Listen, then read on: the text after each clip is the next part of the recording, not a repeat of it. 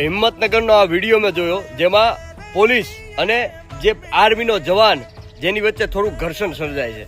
હવે વિડીયોમાં સ્પષ્ટ જોતા પહેલા તો ચોખવટ કરી દઉં, જે 18 મિનિટનો વિડીયો છે ને મેં જોયો છે, કોનો વાંક છે એ પણ મને ખબર છે, બરાબર છે.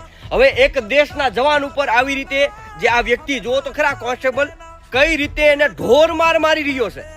કયા કાયદાની અંદર એવું લખેલું છે કે તમે કોઈ પણ સામાન્ય વ્યક્તિ ઉપર પણ તમે હાથ ઉપાડી શકો? સામાન્ય વ્યક્તિ ઉપર પણ આપણે હાથ ન ઉપાડી શકીએ ને તમે તો જે દેશનો જવાન છે સાહેબ, જે બોર્ડર ઉપર રક્ષણ કરે છે. હમણાં આપણી આર્મીએ જે ઓપરેશન સિંદૂર પાર પાડેલું છે અને અત્યારે આપણો આખો દેશ એ ઓપરેશન સિંદૂર ઉપર ગર્વ મનાવી રહ્યો છે. એવા જવાન ઉપર જયારે આવું કૃત્ય થાય ને ત્યારે ખરેખર આપણું શર્મથી માથું ઝૂકી જાય. વિડીયોની અંદર જે પોલીસ જે અભદ્ર ભાષાનો પ્રયોગ કરે છે, પછી જયારે આર્મીના જવાનને મારવામાં આવે છે, એને કન્ટેનરની અંદર લઈ જવામાં આવે છે, ત્યાં જઈને ઢોર માર મારવામાં આવે છે. આ કયા કાયદા વ્યવસ્થાની અંદર લખ્યું છે? અરે આવા ચંદ અમુક પોલીસ વાળાની લીધે, આવા લોકોના લીધે જે ખરેખર જે નિષ્ઠાથી જે આ ગુજરાત પોલીસ જે સેવા કરી રહી છે ને, આજે એનું માથું પણ ઝૂકે છે. વિચાર તો ત્યારે થાય છે. આ વિડીયો તો તમે જોયો છે, પણ 18 મિનિટનો વિડીયો જોતા પણ ખબર પડે છે કે કોનો વાંક છે, છતાંય તે આ આર્મીના જવાન ઉપર ફરિયાદ દાખલ કરવામાં આવે છે. આ વિડીયોને બને એટલો શેર કરો, જેનાથી આ વિડીયો સરકાર સુધી પહોંચે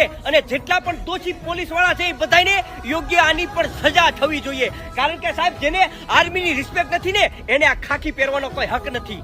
જય હિન્દ, જય શ્રી રામ.